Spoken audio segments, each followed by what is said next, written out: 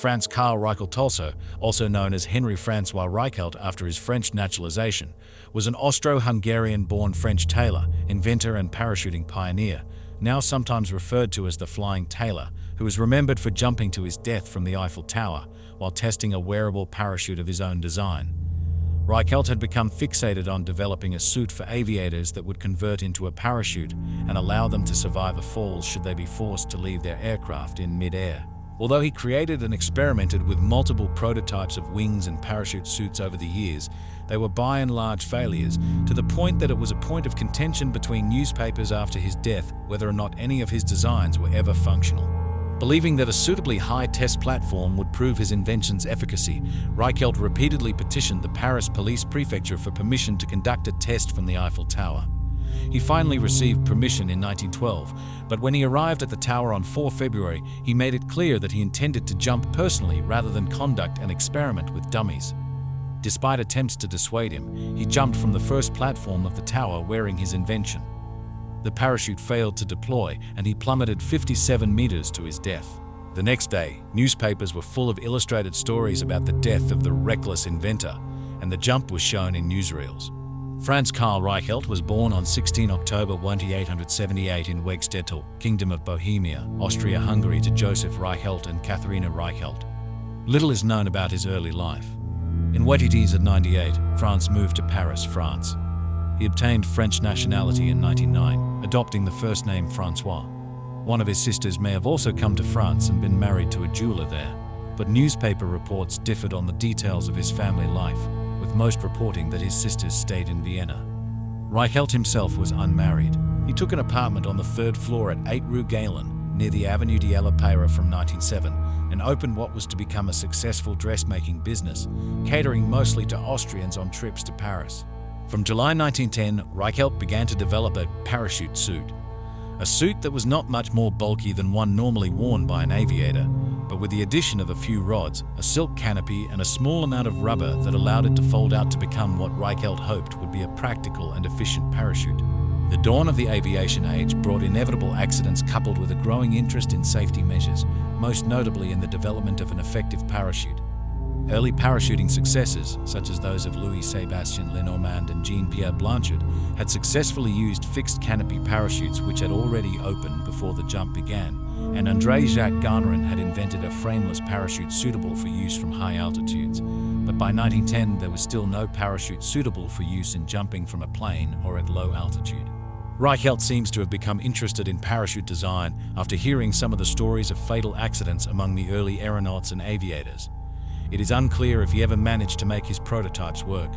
According to the caretaker for Reichelt's building, as quoted by Le Petit Parisien, he had some success early in the process with mannequins fitted with silk wings thrown from the building's 5th story. However, no other testimony can be found corroborating her assessment.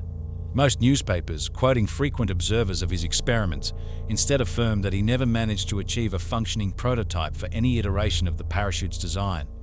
His original design used 6 square meters, or about 65 sqft of material, and weighed around 70 kilograms or 150 lb.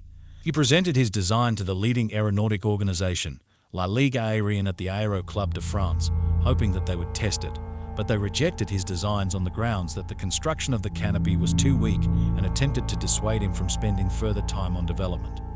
Reichelt nevertheless persevered and conducted experimental drops with dummies from the courtyard of his building at Rue Galen. None of his tests proved successful. In 1911, a Colonel Lalance wrote to the Aéro Club de France, offering a prize of 10,000 francs for a safety parachute for aviators double the prize he had offered the year before. The competition was open for 3 years and stipulated that the parachute must weigh no more than 25 kilograms or 55 lb. Reichelt refined his design, reducing the weight while increasing the surface area of the material until it reached 12 square meters or 130 sqft. But his tests were still unsuccessful and his dummies invariably fell heavily to earth. Alois de Clercq reported in 1911 that Reichelt had personally jumped from a height of 8 to 10 meters or 26 to 33 ft at Joinville. The attempt failed, but a pile of straw helped him escape injury. Lamadin reported an attempted no-jump from a height of 8 meters or 26 ft that resulted in a broken leg. Le Petit Journal suggested that Reichelt also made at least 2 apparently inconclusive tests with dummies from the first deck of the Eiffel Tower during 1911, but an interview with one of his friends in Le Presse made it clear that he had been unsuccessfully applying for permission to conduct a test from the tower for over a year before he finally received the authorization for the final jump. There had been other tests from the tower during 1910 and 1911 though. Gaston Hervieux, who employed a dummy aircraft and mannequins in his experiments, was attempting to perfect a parachute design to ensure the safe landing of a pilot with all or part of a damaged aircraft. Reichelt attributed the previous failures of his designs at least in part to the short drop distances over which he had conducted his tests, so he was keen to receive permission to experiment from the tower. Reichelt showed off the suit at the foot of the Eiffel Tower shortly before his fatal fall. Reichelt announced to the press in early February 1912 that he had finally received permission and would shortly conduct an experiment from the Eiffel Tower to prove the value of his invention. On Sunday, 4 February at 7:00 a.m., Reichelt arrived at the tower by car with 2 friends. He was already wearing his parachute suit. The news footage of his jump shows him modeling his invention in its folded form, which Le Gaulois described as only a little more voluminous than ordinary clothing. The suit did not restrict the wearer's movements when the parachute was packed, and Le Petit Parisien described the method of deploying the parachute as being as simple as extending the arms out to form a cross with the body. Once extended, the outfit resembled a sort of cloak fitted with a vast hood of silk, according to Le Temps. L'Action Française reported that Reichelt stated the surface area of the final design to be 30 square meters or 320 sqft with a canopy height of 5 meters or about 16 ft, while Le Figaro judged the surface area might have reached 32 square meters or 340 sqft. La Croix claimed that the suit may have weighed as little as 9 kilograms 20 lb. The weather was cold, with temperatures below 0 Celsius, and there was a stiff breeze blowing across the Champ de Mars. Some police officers were present to maintain order, as the Paris police prefecture had given Reichelt permission to proceed.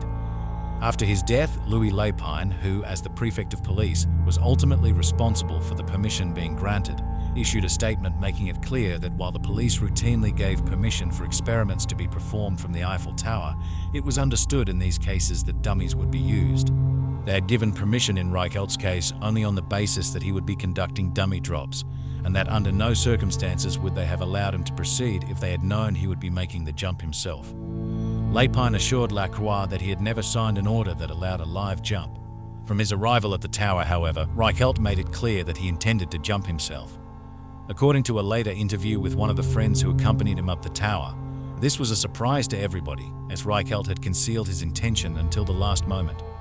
His friends tried to persuade him to use dummies in the experiment, assuring him that he would have other opportunities to make the jump himself. When this failed to make an impression on him, they pointed to the strength of the wind and said he should call off the test on safety grounds, or at least delay until the wind dropped. They were unable to shake his resolve. Seemingly undeterred by the failure of his previous tests, he told journalists from Le Petit Journal that he was totally convinced that his apparatus would work, and work well. When questioned as to whether he planned to take any additional precautions, such as using a safety rope, he replied that he would not, since he intended to trust his life entirely to his parachute. "I want to try the experiment myself and without trickery, as I intend to prove the worth of my invention." Hervieux, who was present to witness the demonstration, also attempted to dissuade Reichelt from making the jump. He was concerned that the parachute needed longer to fully open than the few seconds the drop from the first platform would allow, and he also presented other technical objections to which Reichelt could not provide a satisfactory response. Reichelt finally replied that, "You're going to see how my 72 kilos and my parachute will give your arguments the most decisive of denials." Reichelt's jump and fall, his body being removed, and measurement of the hollow created by the impact were captured on film. Ropes had been suspended between the legs of the tower by the police at Reichelt's request to prevent the crowds from spilling onto the landing zone, and he spent some time discussing the arrangements with the marshals and ensuring that there was sufficient space for his landing before going to the stairs to climb to the first platform. According to Le Petit Parisien, Reichelt's initial attempt to ascend to the first stage of the tower was blocked by a guard named Gaston, who had witnessed previous unsuccessful dummy drops and feared that Reichelt's attempt would end in disaster, though Le Figaro reported that he had merely not received a copy of the order and had to wait for telephone confirmation from his superiors. Despite the guard's resistance, by 8 a.m., the matter had been resolved. Reichelt, who was visibly shaken by his argument with a guard, was allowed to mount the tower with his two friends and a cinematographer. Another was stationed near the foot of the tower to record the jump from below. As Reichelt climbed the stairs, he paused, turned back to the crowd, raised his hand and wished them a cheery, "See you soon." His friends continued to try to talk him out of the jump, but he remained undeterred.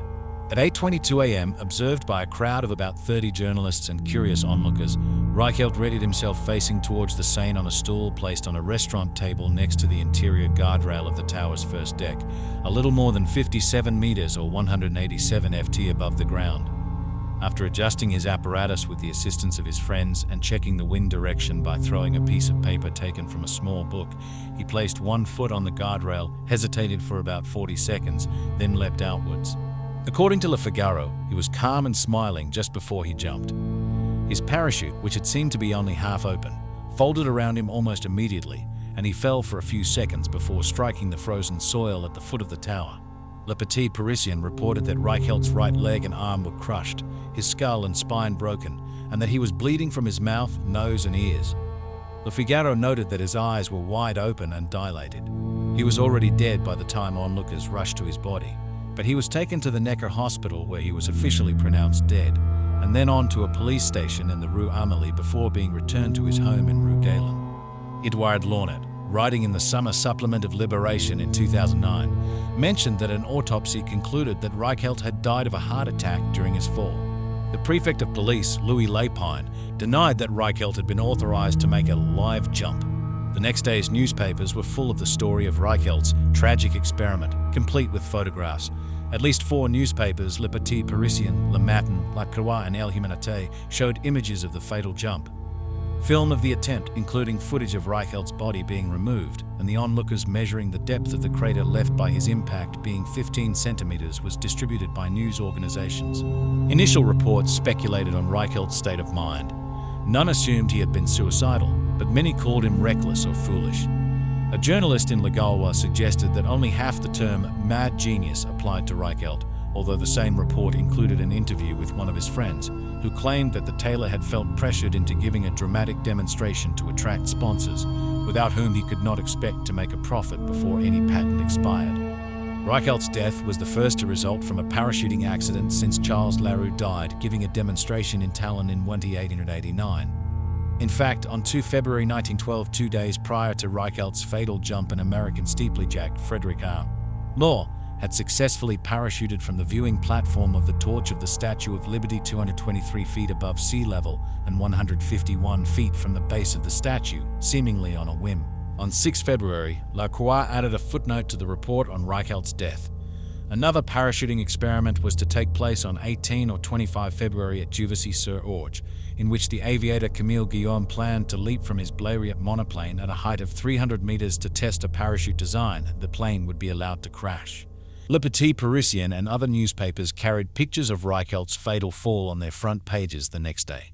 After Reichelt's death, authorities became wary of granting permission for any further parachute experiments using the Eiffel Tower. Though they continued to grant permissions for parachute dummy drops, some hopeful inventors such as a man named Damblanc, who wished to try his helicopter parachute from the second platform, were refused permission to conduct tests, and even applications for aviation experiments not involving the tower came under renewed scrutiny. Reichelt came momentarily to prominence again in the 1940s in the United States, when his likeness was claimed as the model for one of the figures that were strangely un-American in expression and garb in the WPA-funded mural at Floyd Bennett Field in Brooklyn, New York. In an incident reminiscent of the 1933 controversy over Diego Rivera's Man at the Crossroads mural at Rockefeller Center, a furore erupted over an image depicting 2 minor leftist aviators, supposedly flanking a central portrait of Joseph Stalin. The WPA already had an unwanted reputation as being sympathetic to the left, and despite the artist August Henkel's glib explanation of the accidental inclusion of a Soviet red star and his claim that the image identified as Stalin was actually of Reichelt, the murals were taken down and 3 of the 4 panels burned. The story of Reichelt's misadventure was also the subject of a 1993 French short film, L'Atelier Autrichien, written and directed by Pablo Lopez Paredes and starring Bruce Myers in the title role.